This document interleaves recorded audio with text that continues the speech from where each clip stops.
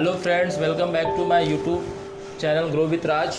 ठीक है, आज हम लोग कोन के बारे में पढ़ेंगे। कोन का अर्थ होता है शंकु। डिटेल में समझेंगे किस प्रकार कैसे इसका फार्मूला को एनालाइज करते हैं हम लोग। तो सबसे पहले हम लोग शंकु का वक्र तल का क्षेत्रफल पढ़ेंगे। तो हम लोग अब शंकु का आकृति पता है कि इस तरह का आकृति होता है बर्थडे टोपी जैसा।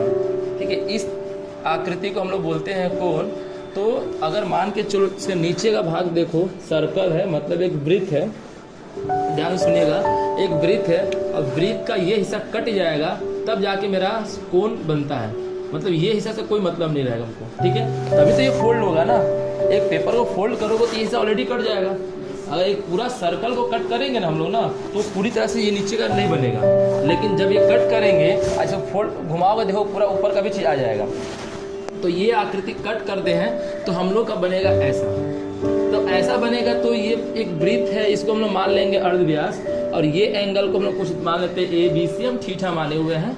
और ये वृत्त का आधा परिधि को हम लोग बोल दिए 2πr। क्लियर? तो देखो, इसका हम लोग को वक्र तल का क्षेत्रफल निकालने के लिए क्या करना पड़ेगा। वक्र तल का क्षेत्रफल निकालने के लिए वृत्त चाप की लंबाई, ठीक है, इनटू वृत्त का क्षेत्रफल और वृत्त की परिधि। वृत्त चाप क्या होता है? ये यहाँ से यहाँ जो कटा हुआ है ये वृत्त चाप होता है। वृत्त चाप की लंबाई हमने लिखा है 2πr, इसलिए मैं यहाँ 2πr बैठाया हूँ। बाई दिख ही रहा है, बाई में हम लोग का वृत्त की परिधि।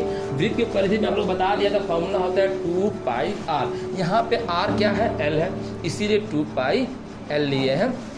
फिर उसके बाद से मैं लिखा हूँ वृत्त का क्षेत्रफल। वृत्त का क्षेत्रफल का फॉर्मूला होता है πr²।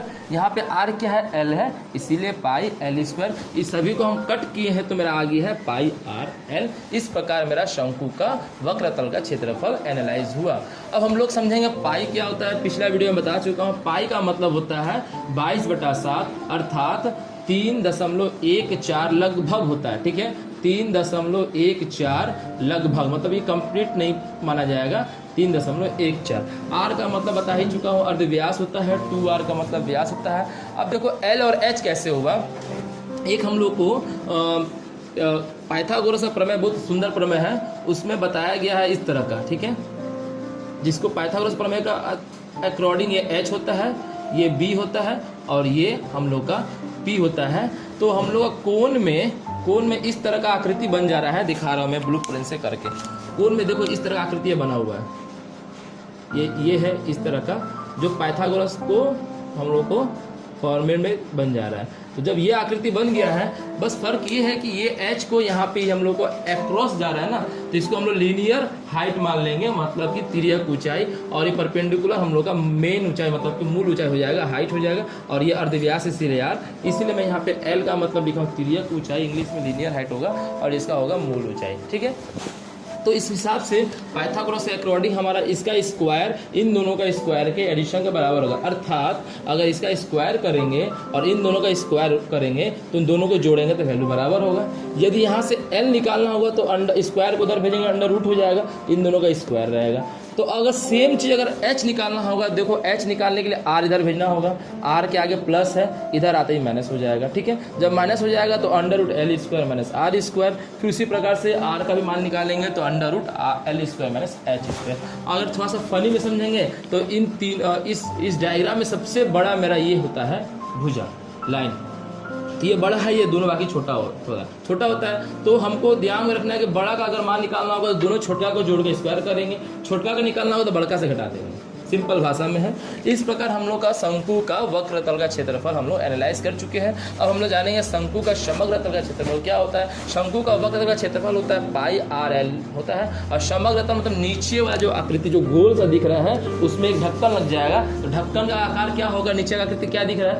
ये गोल है ना, तो ढक्कन की आकार गोल पे जाएगा। तो एक क्षेत्रफल में क्या होगा? πr²। इसीलिए जोड़ दिए हैं, इन दोनों में πr कॉमन लेंगे तो l+r हम लोग का आएगा। अब शंकु का आयतन निकालेंगे तो हम सिलेंडर में पढ़ चुके हैं बेलन का आयतन। सिलेंडर में हम लोग पढ़े ना, सिलेंडर को ही बेलन बोलते हैं। बेलन के आयतन का आधा मतलब कि तीसरा भाग होता है शंकु का आयतन। बेलन का आयतन सबको याद होगा कि πr² होता है और उसका 3 से भाग देंगे तो 1/3 πr²h। अब सम्स में कैसे बनाएंगे? अगर मान के चलो सम्स में मेरे को दे देगा, पूछेगा कि शंकु का वक्र तल का क्षेत्रफल बताइए, तो बताइए कि वक्र तल में फॉर्मूला में क्या आ रहा है? आर आ रहा है, एल आ रहा है। तो हम लोग को अगर शंकु का वक्र तल में आर एल आ रहा है और सवाल में आर दे देगा और एच का मान दे देगा, ठीक है, आर और एच का मान दे देगा, तो फिर हम लोग पूछेगा कि वक्र तल कैसे निकालेंगे। तो सबसे पहले वक्र तल निकालने से पहले हमको एल पता करना होगा। इस आर और एच की मदद से एल निकालने के बाद ही निकलेगा। मतलब कि आर एल और एच में तीनों में कोई दो वैल्यू दिया रहेगा, एक वैल्यू तुम ऑलरेडी निकाल सकते हो। वो निकालने के बाद ही तुम लोग फॉर्मूला बैठाओगे। अगर फॉर्मूला के अकॉर्डिंग डायरेक्टली मतलब निकालने का दरकार नहीं पड़ रहा है तो नहीं निकालोगे। जैसे मान लो वक्र तल का क्षेत्रफल पूछ रहे हैं, आर एल दिया है, एच नहीं दिया है, तो क्या दरकार निकालने का, एच तो डायरेक्ट बैठा देंगे। लेकिन अगर आर दे दिया है और एच दे दिया है तो एल निकालना होगा, एच दे दिया होगा, एल दे दिया होगा तो आर निकालना होगा। इस तरह से हम लोग कन्वर्ट कर करके सम्स को बना सकते हैं। देखो अभी शंकु का फॉर्मूला के आधार पे मैं एक सम्स को बनाने की कोशिश करूंगा। देखो क्या बोल रहा है इसमें।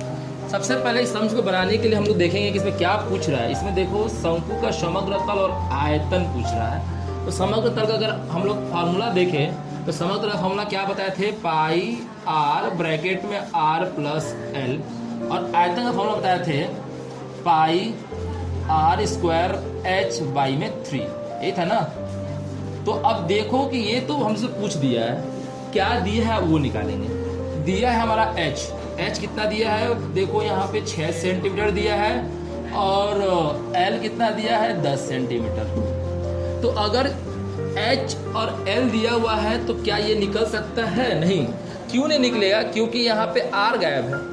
यह निकल सकता है? नहीं, यहाँ भी आर गायब है। मतलब कि हमको आर निकालना ही होगा। अगर मान के चलो बिना आर निकाले अगर कोई जैसे कोई फार्मूला में मेरा एच और एल लगता तब नहीं निकालते यार, लेकिन दोनों का दोनों में आर लग रहा है। तो हम लोग को पता है कि आर का फार्मूला क्या होता है। तो आर का फार्मूला अब तो ये समझ में आया होगा क्यों आर निकालने का दरकार पड़ रहा है, क्योंकि आर का फार्मूला में दरकार पड़ रहा है। तो आर का फार्मूला होगा अंडर रूट बड़का माइनस छोटका बड़का, एल था बता चुके हैं, ठीक है। अब हम लोग का अब एल स्क्वायर का मतलब हुआ, एल कितना दिया हुआ है यहाँ पे 10, 10 का स्क्वायर सबको पता होगा 100 होता है, एच का होता है 6, 6 माने 36 होता है। अगर इसको सब्ट्रैक्ट करेंगे तो 64, 64 किसका स्क्वायर, तो बच्चों को पता है, ये 8 का पता है। मतलब कि मेरा आर निकल गया 8 सेंटीमीटर। अब कुछ भी निकाल सकते हैं हम लोग। अगर यही निकालना होगा तो देखो कितना ईजिली निकल जाएगा, पाई आर ब्रैकेट में आर प्लस एल, ठीक है। तो पाई का वैल्यू होता है 22/7, आर अभी हम निकाले 8, फिर यहाँ पे आर का वैल्यू 8 और एल का वैल्यू हो गया 10, ठीक है। अगर इसी हिसाब से 22/7 इंटू 8 इंटू इसका कितना हो जाएगा 18, इसको सॉल्व कर देंगे आ जाएगा आंसर, ठीक है।